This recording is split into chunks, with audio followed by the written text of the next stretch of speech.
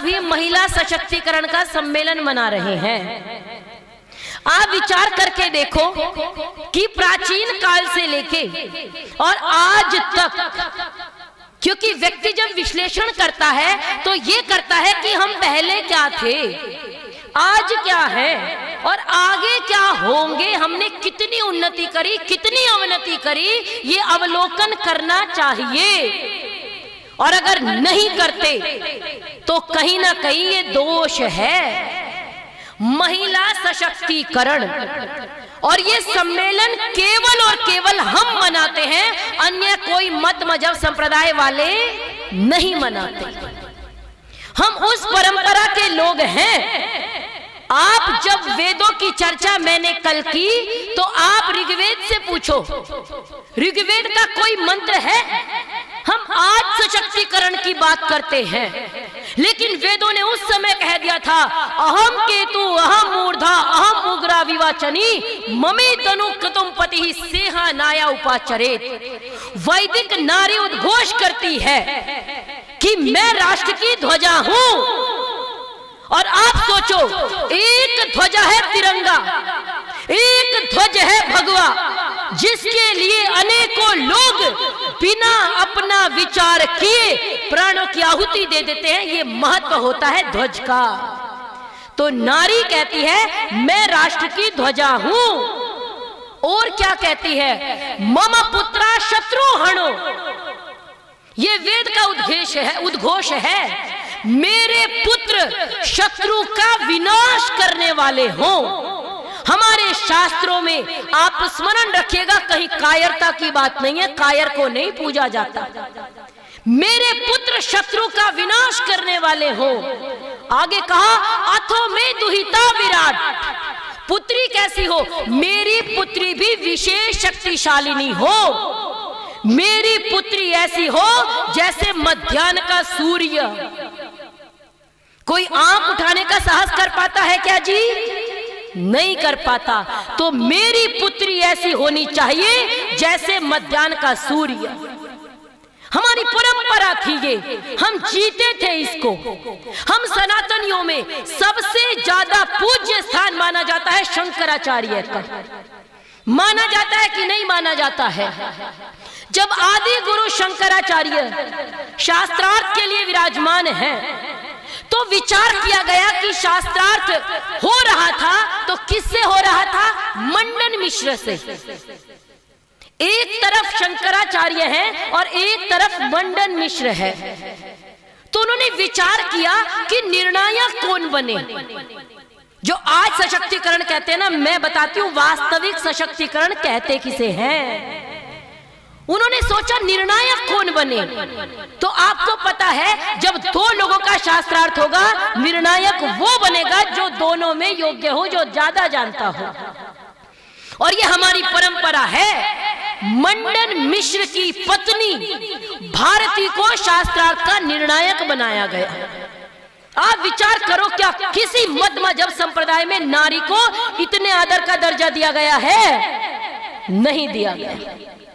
उन्होंने कहा मध्यस्थता अगर कोई करेगा, निर्णायक जो बनेगा वो बनेगी भारती। अब जब शास्त्रार्थ हो रहा है तो शंकराचार्य हैं, मंडन मिश्र हारने लगे। तो भारती कहती है कि मैं अर्धांगिनी हूं, ये मेरे पति हैं। अगर ये हार भी गए, जब तक मुझे नहीं हराओगे तब तक इनको हारा हुआ नहीं माना जाएगा। ये थी हमारी परंपरा।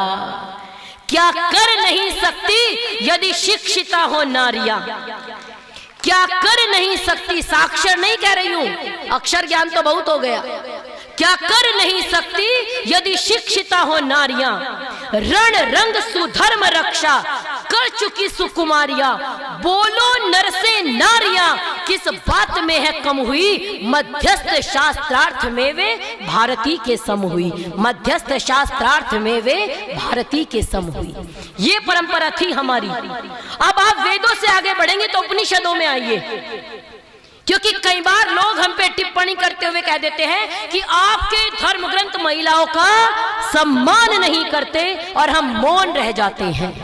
इसलिए मैंने अभी उदाहरण दिया वेदों से, अब मैं आपको उदाहरण देती हूं उपनिषदों से। हमारे यहाँ 11 उपनिषद मुख्य मानी जाती हैं। ईशा, केन, कठ, प्रश्न, मुंडक, मांडुक्य, ऐत्रेय, तैत्तिरीय, छांदोग्य, बृहदारण्यक और श्वेताश्वतर।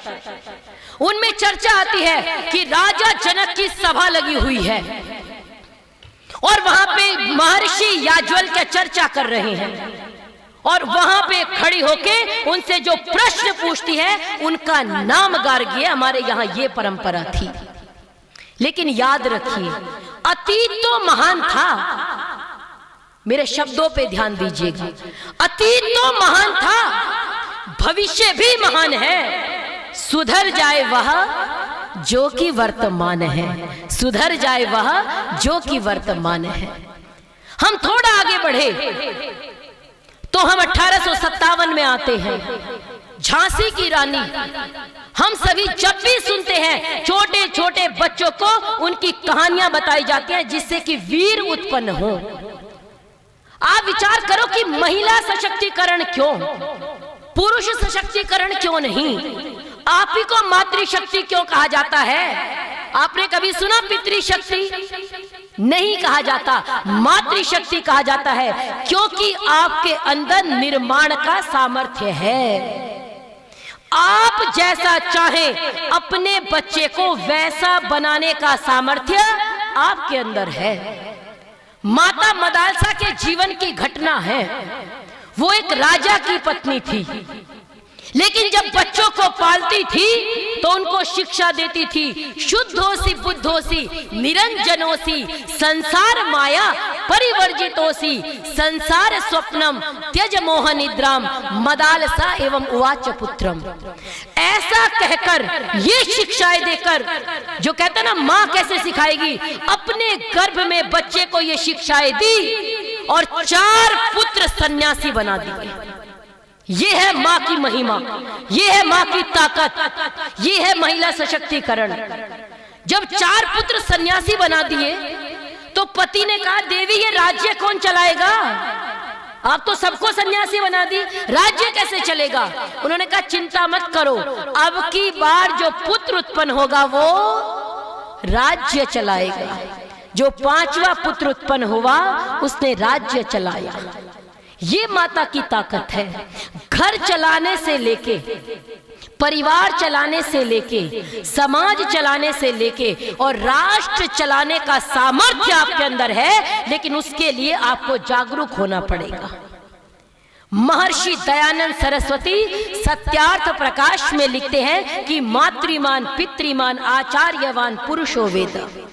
बालक के 3 गुरु होते हैं और जो पहला गुरु होता है वो माँ है। कौन है जी पहला गुरु? माँ है। तो आप विचार करो, जो आप सिखा दोगे, हम कितना ही सिखा ले, दुनिया कितना ही सिखा ले, लेकिन जो संस्कार आपने दे दिए उसको कोई भी नहीं हिला सकता। अभिमन्यु के जीवन में हम यही तो सुनते हैं। अभिमन्यु ने चक्रव्यूह को भेदने की कला कहां से सीखी थी? माता के गर्भ से सीखी थी। सीखी थी कि नहीं सीखी थी?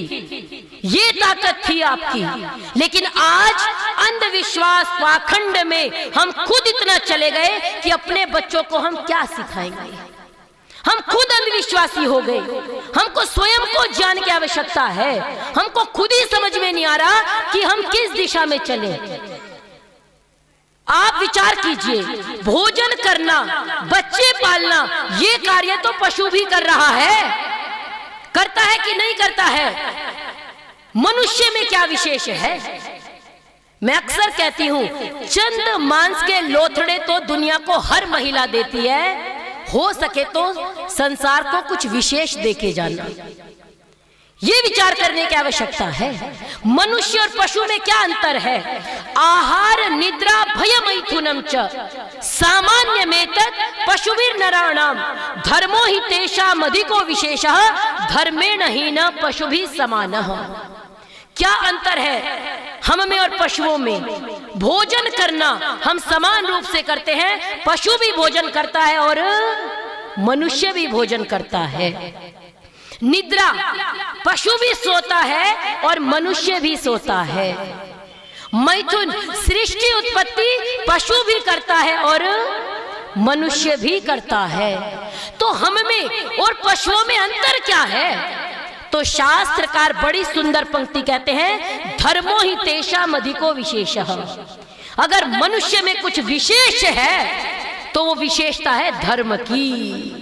अगर आप धर्म को मानते हैं तो आप मनुष्य हैं, अन्यथा आप मनुष्य की कोटि में नहीं आते। इसीलिए सशक्तिकरण, आज हमको सशक्तिकरण सिखाया जाता है। हम सशक्त तो उस जमाने से थे जब वेदों का काल था, और जिन मनुस्मृति के ऊपर सबसे ज्यादा लांछन लगते हैं कि मनुस्मृति महिलाओं का सम्मान नहीं करती। आपने भी सुना होगा, उन मनु महाराज ने कहा था, यत्र नार्यस्तु पूज्यन्ते रमन्ते तत्र देवता। जहां नारियों की पूजा होती है वहां देवता निवास करते हैं। ऐसे ऐसे वाक्य कहे गए, लेकिन कहीं ना कहीं हम में कुछ तो कमी हुई कि जिस नारी को अपने बच्चे को संस्कार देना था, आज हम अपने बच्चे को वो कहीं ना कहीं संस्कार देने में कमजोर पड़ रहे हैं। अब यह महाराणा प्रताप की पुत्री के विषय में सुन रहे थे, जिसका नाम है चंपा। जब आप सुनते हैं तो गर्व से आपका हृदय भर जाता है। आप प्रसन्न हो उठते हैं कि हमारे देश में ऐसी ऐसी पुत्रियां हुई।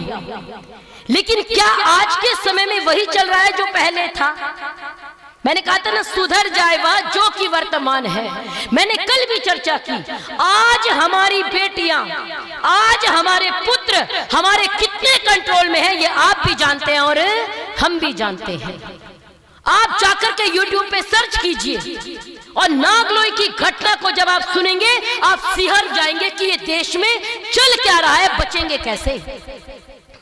जब आपकी बेटियां करवा चौथ का व्रत सलीम के लिए रखने लग जाएं तो आप ध्यान रखना कि आपको अधिक जागरूक होने की आवश्यकता है। हमने संस्कार नहीं दिए, 35 टुकड़े होने के बाद भी आंखें नहीं खुल रही। बेंगलोर में फ्रिज में पैक हो गई, उसके बाद भी आंखें नहीं खुल रही हैं। और आप हाँ कर रहे हैं। हमारे आसपास ऐसी घटनाएं हम देख रहे होते हैं, सुन रहे होते हैं। 12वीं कक्षा में पढ़ने वाली बच्ची जब बात करती है तो माता पिता पूछते हैं किससे बात कर रही है, तो पता है उसका उत्तर क्या होता है? भूत से बात कर रही है। और अंधविश्वास इतना कि हमने कहा हाँ सही है, लेकिन जब कल उसकी लाश मिली तब समझ में आया वो कौन भूत था। हमने अपनी बच्चियों को नहीं सिखाया पद्मिनियों का जौहर, हमने अपनी बेटियों को नहीं बताया पद्मिनियों का जौहर, इसलिए हमारी बेटियों ने चुन लिए गैर मजहब के शौहर, इसलिए हमारी बेटियों ने चुन लिए गैर मजहब के शौहर। और क्या कहते हैं, प्यार मजहब नहीं देखता, प्यार धर्म नहीं देखता। हमारी बेटियों को घुट्टियों में सिखाया जा रहा है। और मैं कल कह रही थी, हमारी धर्म गुरु हमारे वेद नहीं है, हमारे धर्मगुरु हम उपनिषदों को नहीं मानते। हमारी धर्मगुरु आजकल एकता कपूर हो गई है, हम वहां से सीखते हैं। जब माँ पूरा दिन एकता कपूर को देख रही हैं तो बेटियों को कैसे बताएंगी कि हमारे देश में कोई झांसी की रानी भी हुई थी? कैसे बताओगे? और क्या सिखाया टीवी ने आपको? प्यार मजहब नहीं देखता, प्यार धर्म नहीं देखता। मैं कहती हूं प्यार तो गोत्र छोड़ के विवाह करने की बात कहता है। ये है प्यार, ये है हमारे संस्कार। अपने गोत्र में विवाह नहीं करते, माता पिता के गोत्र देख करके विवाह होते हैं। और हमारी बेटियों को बताया जा रहा है प्यार तो मजहब नहीं देखता। तो मैं कहती हूं अगर नहीं देखता तो हमेशा तुम क्यों परिवर्तित होती हो? कभी कभी उनको भी तो इधर लाओ, हम स्वागत करेंगे सबका। लेकिन ऐसा नहीं होता। इसलिए अपनी बेटियों को बताओ कि हमारे देश में एक झांसी की रानी भी हुई। कौन थी झांसी की रानी? 23 साल की नवयुवती, और पति दुनिया में नहीं है, एक बेटा है, और सामने अंग्रेज हैं जिन अंग्रेजों को कहा जाता था कि इनके राज्य में सूरज नहीं डूबता। आप सोचो हमारा इतिहास कितना महान था, आज हम क्या कर रहे हैं? उपभोग की वस्तु बन के रह गई हैं। बस कटु है लेकिन सत्य है। आपको कोई भी ऐड करवाना हो, सब में आपको लड़कियां मिलेंगी, चाहे वो किसी भी चीज का ऐड हो। सबसे ज्यादा फ्री हमारी बेटियां हैं, अन्य किसी की बेटियां नहीं है। 23 साल की नवयुवती है, और जब उसको लगता है कि जिन अंग्रेजों के राज्य में सूरज नहीं डूबता, उन अंग्रेजों के दांत खट्टे कर दिए, ये थी हिंदुस्तानी बेटी। इसीलिए सुभद्रा कुमारी चौहान ने कहा था, उनकी गाथा छोड़ चले हम झांसी के मैदानों में, और जहां खड़ी थी लक्ष्मीबाई मर्द बनी मर्दानों में, जहां खड़ी थी लक्ष्मीबाई मर्द बनी मर्दानों में। अपने बेटे को पीठ से बांधती है। आज तो हमें कहीं कार्यक्रम में जाना हो, कैसे आए जी, काम ही इतना है, जा नहीं सकते। अगर आप चाहें तो आप कुछ भी कर सकती हैं। एक पुत्र को पीठ से बांधती है, घोड़े की लगाम मुंह में दबाती है, और दोनों हाथों से तलवार चलाती है। इसीलिए कहा था, बुंदेले हर बोलों के मुख, हमने सुनी कहानी थी, खूब लड़ी मर्दानी वो तो झांसी वाली रानी थी। खूब लड़ी मर्दानी वो तो झांसी वाली रानी थी। कानपुर के नाना की मुंह बोली बहन छबीली थी। लक्ष्मीबाई नाम पिता की, वह संतान अकेली थी। नाना के संग पढ़ती वह तो नाना के संग खेली थी, और पर्ची ढाल कृपाण कटारी उसकी यही सहेली थी। वीर शिवाजी की गाथाएं उसको याद जबानी थी, खूब लड़ी मर्दानी वो तो झांसी वाली रानी थी। खूब लड़ी मर्दानी वो तो झांसी वाली रानी थी। ये संस्कार दीजिए अपने बच्चों को, ये बताइए अपने बच्चों को। हमारा दुर्भाग्य ये है कि हमारे इतिहास की किताबों में ये सब नहीं बताया जाता। हमारे इतिहास की किताबों में तो बताया जाता है बाबर, फिर हुमायूं, फिर अकबर। अकबर कौन?